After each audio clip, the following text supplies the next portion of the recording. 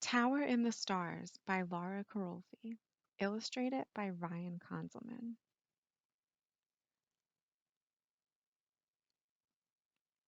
Read by Laura Carolfi.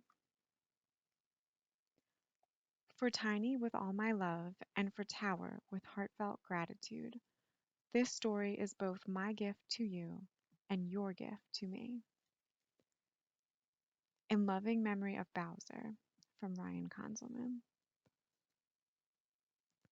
On the day that Tiny was born, Tower put on his favorite shirt and went to meet him. "Hello, Tiny," he said, and reached out his arms. Tiny was new to the world and a little frightened, but he felt warm and safe when Tower held him close. As he grew, Tiny enjoyed time spent with Tower. At first, Tiny wanted to sleep. A lot. Sometimes Tower would sleep too.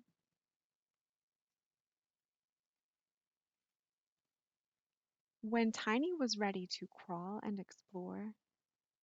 walk and explore, and climb and explore, Tower made sure that Tiny was in areas that are safe for crawling and walking and climbing.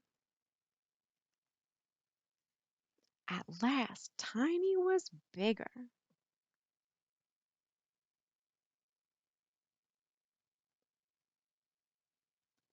Tiny loved being with Tower, and Tower loved being with Tiny. One day, it was time for a trip. There were turkeys near the lake. Tiny short legs ran towards them more quickly than Tower's long legs could keep up.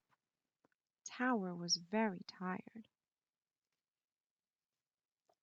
Many days passed before Tiny saw Tower again. When he did, Tower was wearing his favorite shirt. "Hello, Tiny," he said, and reached out his arms. Tiny was ready to play. He grabbed Tower's arm to pull him out of his seat.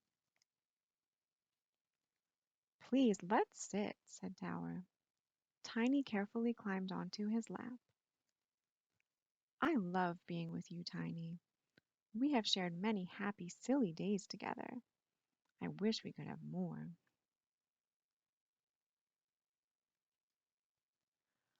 But now my body is getting ready to stop working. When my body stops working, I will die. Die? Asked Tiny. It was a new word for him. Yes, all creatures are born, and all creatures die. Remember those turkeys? When a new baby turkey is born, it has a brand new body. When the turkey dies, its body goes back to the earth. It might seem sad to other turkeys who are still alive, but the turkey who has died is gone. It does not need its body anymore. When I die, I will leave my body too. "Where will you go, Tower?" asked Tiny. Tower glanced upwards, searching for the right words. "In the stars?"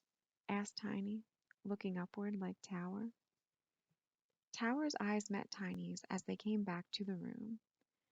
"Yes," said Tower, "in the stars." "Then I will see you every night," exclaimed Tiny. "I love you, Tower." And he gave Tower one last big hug. Tower felt tired and a little nervous, but Tiny's hug made him feel calm and safe. "Thank you for bringing me such joy," smiled Tower. "I love you, Tiny, and I always will, even when I am in the stars." He gave Tiny one last big hug, and a kiss, too. In his bed that night, Tiny dreamed that he was sleeping on Tower's shoulder.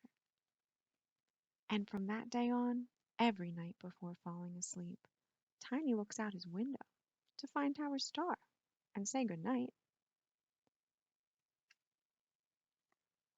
Sometimes the skies are clear, and Tower's star shines brightly. Other nights the skies are gray, and Tower's star is hidden in the clouds. Clear skies or gray, Tower's star and all the stars are always there. Tiny will always love his tower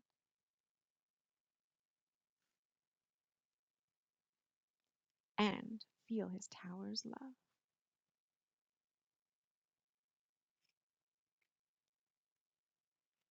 And this is Tower in the Stars, a little love story about life, death, and the enduring nature of love.